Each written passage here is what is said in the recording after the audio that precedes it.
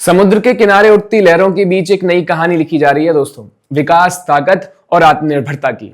भारत के major ports अब सिर्फ माल ढोने के ठिकाने नहीं रहे, बल्कि अभी पोर्ट वो इंजन बन चुके हैं जो देश की अर्थव्यवस्था को नई रफ्तार दे रहे हैं।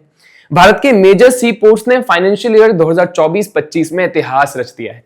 पिछले एक दशक के हार्डवर्क, इन्वेस्टमेंट और पॉलिसी इनिशिएटिव्स का नतीजा अब साफ दिखाई देने लगा है। इस साल देश के 12 प्रमुख बंदरगाहों ने करीब 855 मिलियन टन कार्गो हैंडल किया है, जो पिछले साल के मुकाबले 4.3% ज्यादा है। लेकिन ये सिर्फ आंकड़ों की बात नहीं है, ये कहानी है भारत के ग्लोबल ट्रेड में बढ़ते दबदबे की।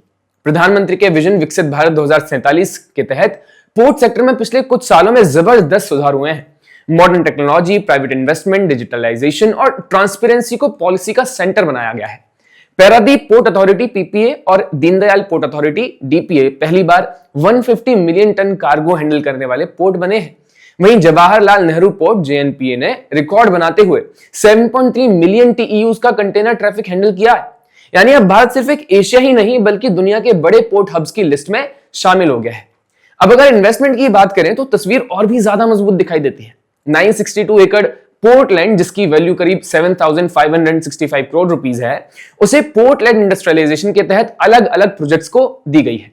इससे आने वाले समय में 68,780 करोड़ के इन्वेस्टमेंट की पॉसिबिलिटीज खुली है। यही नहीं, public private partnership PPP projects में इन्वेस्टमेंट भी 3 गुना बढ़ करके 1,329 करोड़ से 3,986 करोड़ तक पहुंच गया है। इसका मतलब साफ है कि इन्वेस्टर्स का भरोसा अब इंडियन पोर्ट्स और उनकी वर्किंग्स पर बहुत ज्यादा बढ़ गया है। शिपिंग और पोर्ट्स मिनिस्टर श्री सर्बानंदा सोनोवाल के शब्दों में यह अचीवमेंट उस ट्रांसफॉर्मेशन का सबूत है जो पिछले दशक में हमारी मैरीटाइम पॉलिसी में शुरू हुआ था। उन्होंने सही कहा कि यह सिर्फ कार्गो हैंडलिंग या रेवेन्यू का नंबर नहीं है, बल्कि एक आत्मनिर्भर और ग्लोबल भारत की दिशा में बढ़ता कदम है। अगर हम पिछले 10 साल के आंकड़े देखें तो कहानी और भी इंस्पायरिंग दिखाई देती है। 2014-15 में मेजर पोर्ट्स ने 581 मिलियन टन कार्गो हैंडल किया था, जो अब बढ़कर के 855 मिलियन टन हो गया है। करीब 4% सीएजीआर की स्टडी ग्रोथ के साथ में कंटेनराइज्ड कार्गो में 70% तक का जंप देखने को मिला है। वहीं ऑपरेशनल कैपेसिटी में भी कमाल का इंप्रूवमेंट आया है। टर्न अराउंड टाइम जो पहले 96 आवर्स था, अब घट करके 49.5 आवर्स रह गया है। यानी अब शिप्स कम वक्त में ज्यादा माल लोड और अनलोड कर पा रही है। अब अगर हम फाइनेंशियल परफॉर्मेंस देखें तो भारत की पोर्ट्स पहले से कहीं ज्यादा मजबूत हो गए हैं दोस्तों।